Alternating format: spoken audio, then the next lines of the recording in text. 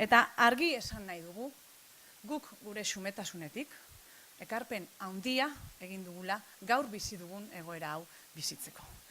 Ezker Abertzalea ulertzeko eta bizitzeko modu berri eta berritzaile bat ekarri dugu.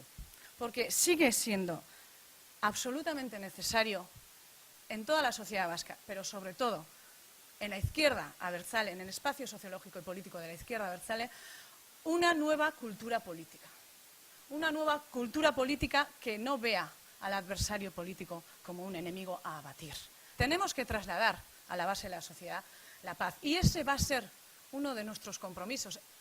Y por tanto, si queremos que esta nueva cultura política se arraigue en nuestra sociedad, tenemos muy claro que cuanto más se refuerce Aralar, cuanto más implantación tenga Aralar, más plural, más democrática, más abierta va a ser la izquierda abertzale del futuro, esa izquierda que requiere este país.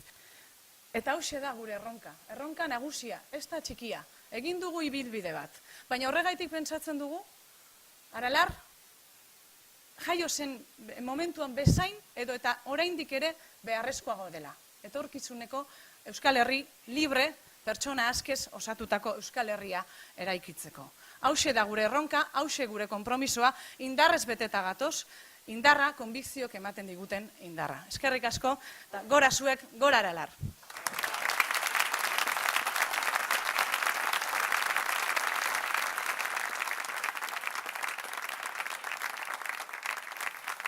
Aralarren atzmarka da konpromisoa, ikurra eta bermea.